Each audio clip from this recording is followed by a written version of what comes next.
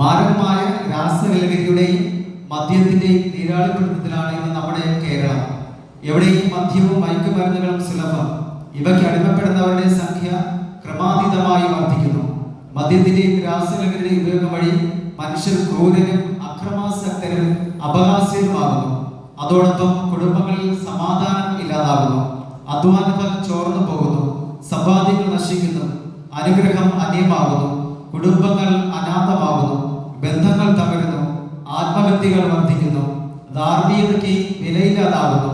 സ്വന്തം ഭവനത്തിൽ പോലും സ്വന്തപ്പെട്ടവർക്ക് പേടിച്ച് കഴിയേണ്ട അവസ്ഥ ഉണ്ടാകുന്നു.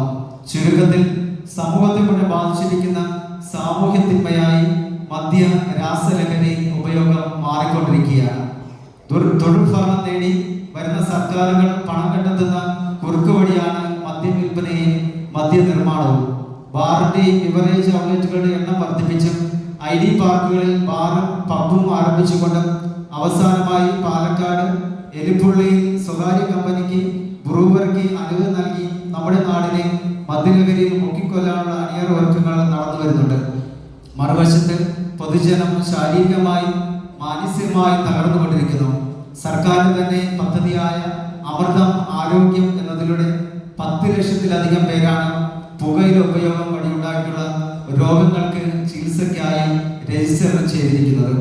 ഇതിന്റെ 2ാം ഘട്ടത്തിൽ 23 ലക്ഷം പേർക്കാണ് ചികിത്സ നൽകാൻ ലക്ഷ്യമിട്ടിരിക്കുന്നത്.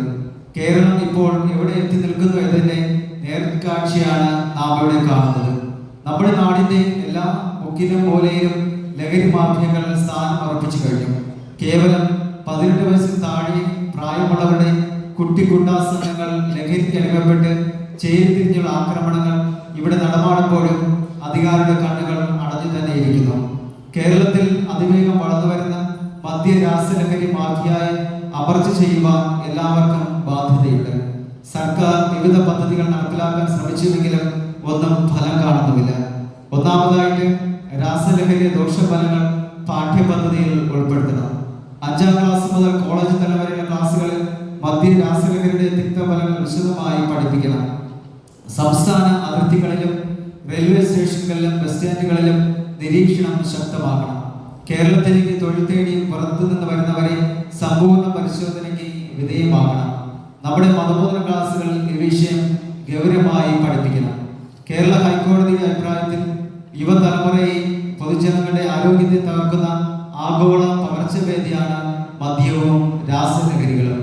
നാടിന്റെ സാമ്പത്തിക സ്ഥിതിയെയും അതിന്റെ ബഹുവിധ സംവിധാനങ്ങളെയും ഇത് നശിപ്പിക്കുന്നു.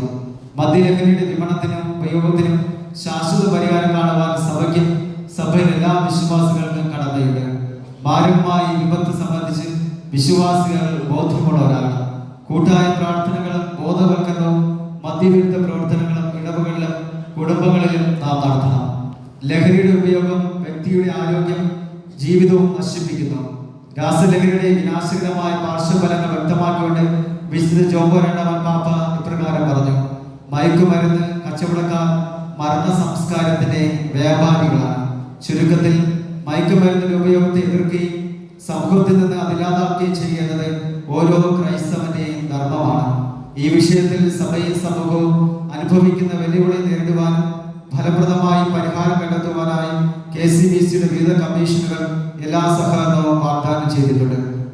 കേരള സഭയിലെ എല്ലാ ആത്മായ പ്രസ്ഥാനങ്ങളും സംഘടനകളും ലഹരിക്കെതിരെ പോരാട്ടത്തിൽ പങ്കാളികളാണ്. മദ്യലഹരി വിരുദ്ധ ഞാൻ ആചരിക്കുന്ന അവസരത്തിൽ സഭയുടെ പ്രേക്ഷിതത്വത്തെക്കുറിച്ച് ചിന്തിക്കുകയും മദ്യ രാസലഹരിയിൽ സഭാമക്കൾ ഉൾപ്പെടാതിരിക്കുകയും ചെയ്യണം.